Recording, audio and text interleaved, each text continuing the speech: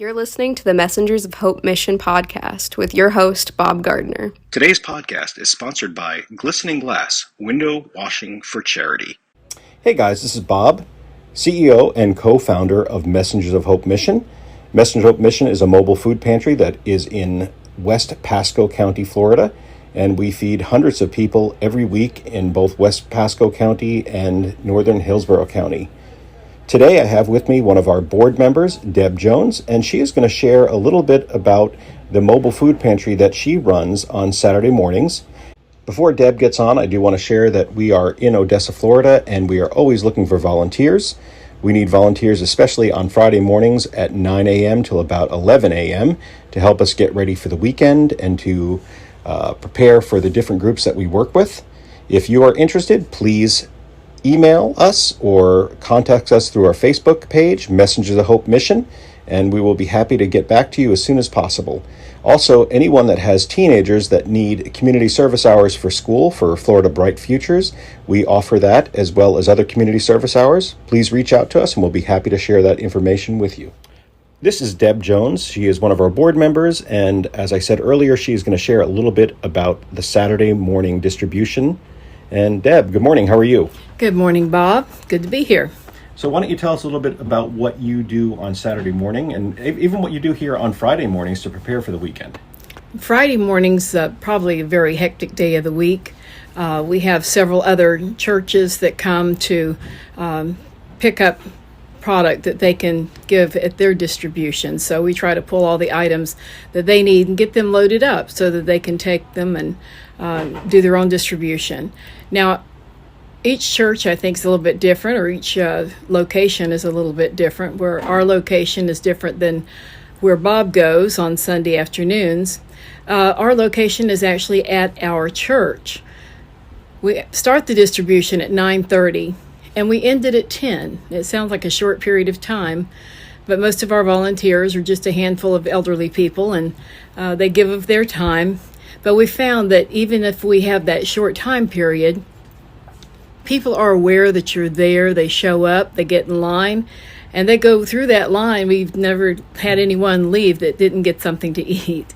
But we start at about 7 o'clock in the morning, my husband and I. We do the runs to Publix to pick up donations for the perishables, the breads, the pastries, things of that nature.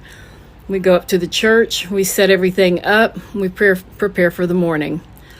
We don't ask anything of the people. The only thing we want is a name so we know who we're talking to. We want to know basically if they're homeless or disabled or if they're a single parent. That kind of helps us with demographics a little bit, but we don't get email addresses or phone numbers or proof of income because people fall on hard times at any time of the year. Can I ask a few questions? Sure. So you say that most of your volunteers are senior citizens, and is it something that you would be open to younger people coming and volunteering?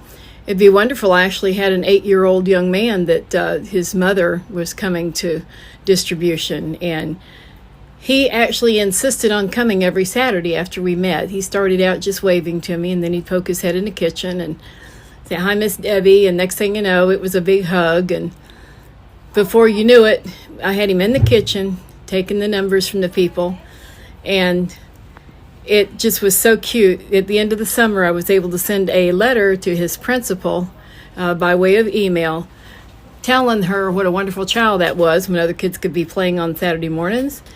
He was in there helping us out, and he was a hero that first week of school. So yeah, we take all ages as long as we have a parent there that's watching them. All right, and where is your pantry at? Our pantry is at 7831 Gulf Highlands Boulevard in the Gulf Highlands subdivision. We're basically about a block and a half outside the entrance, the Gulf Highlands entrance to the Gulf Highlands Elementary School. Now that's at Emmanuel Baptist Church, which, if I understand correctly, used to be the old community center before they shut it down. Right, that was the old community center. And we've taken it over. We share it with a Hispanic church in the afternoon. So, you know, we open our doors to all and anyone. And who is allowed to get food there?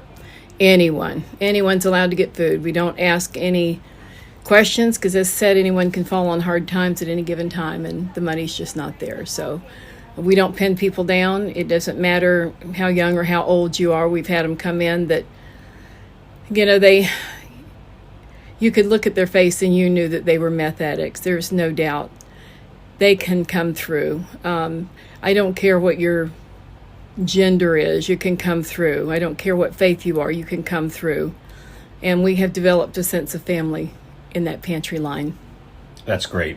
When we started Messengers of Hope Mission 7 years ago, we decided that anyone that asked for food, it didn't matter what they looked like, we would make sure they get food. So that's everyone from the homeless person that comes up filthy, or someone that may pull up in a Lexus that is, maybe worth more than my house. If they say they need food, we give them food. We take them at face value. I've been asked many times over the years, how do you know that you're not getting scammed? How do you know that people actually need food? And the answer is, I don't. But I would rather be scammed by 100 people than to miss one person that is really in need of food. So Deb's, the pantry that she runs on Saturday mornings, they have the same philosophy. It's Messengers of Hope at Emmanuel Baptist Church. And if you need more information, you can check out the Facebook page, and you can reach out to us on there by PMing us, and we'll be happy to give you more information on that. Well, Deb has got to get back to work here because we have lots going on, and I'm sure that she wants to get off the podcast anyway. She looked thrilled when I asked her. So, Deb, thank you so much for being on the podcast today, and please, if you are listening to this podcast, share this information with your friend. Thank you, Deb, and have a great day. Well, I do want to share that we have an upcoming event this weekend, which is the Messengers of Hope Mission Garage Sale. We call it Pasco's biggest garage sale. We do it twice a year, once in the spring and once in the fall. And this weekend, October 16th, starting at 7 a.m., we will be having this garage sale. This year, we're going to have other vendors there, craft vendors, food vendors. So we want to make this a full event, not just a simple garage sale. So please come out. It starts at 7 a.m. and goes till 2:30 p.m. The vendors will start setting up at 9 a.m. If you are interested in coming and volunteering, we do need help. We need volunteers here as early as 6 a.m. We'll be setting up for the garage sale, and of course, as we're setting up, we have people showing up, even though the start time is 7. We have the early birds that like to get there and look for the deals at 7 a.m. So we need people here at 6 a.m. to help us get set up. Also today at 3 p.m. until 6 p.m., we're going to be doing garage sale prep and setup. We turn our entire parking lot into a giant garage sale. So if you are able to help, or you have teenagers that need community service hours, this is a great way to come and get it. And I hope to see you both today and tomorrow. Upcoming is our holiday events. We have Thanksgiving and the Christmas holiday season. We do not discriminate, so if you don't celebrate Christmas, whether it's Kwanzaa or Hanukkah or Festivus or anything else in there, some winter solstice, you are welcome to come be a part of that. We do not discriminate, as I said. We want everyone to have a happy holiday season. We start out with the Thanksgiving or Friendsgiving, and we do turkey drives. Every year we need 150 or more turkeys. This year I've had requests from some of the other pantries that we work with to help them get turkeys, so we're going to do that. So we're need in north of 250 turkeys. Now, for every turkey you donate, we have a special t-shirt, Messenger of Hope Mission t-shirt with our sponsors on the back of that shirt, and you'll get a t-shirt for each turkey that you donate, and that will start in second week of November. We're just waiting for the shirts to come in. Once we get those, we'll start this. And then, of course, the holiday season kicks off, and we need to collect lots and lots of brand new toys and games, everything from 0 to 18 years of age. A lot of times we have difficulty getting stuff for teenagers, but teenagers are still kids and they still need something at the holiday season. So we ask for like GameStop gift cards, Walmart gift cards, Target gift cards in a minimum of $10 increments. We do that because we want to make sure that these kids get something as well.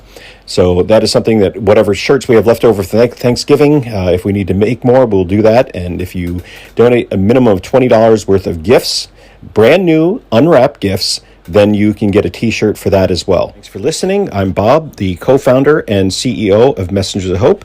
This podcast is our goal to get it out every Friday So please like and subscribe to us on whatever podcast platform that you can get this on. Right now, we are on Anchor and Spotify, and we hope to soon be on Apple and Google Podcasts. Thanks so much. Have a great day, and God bless.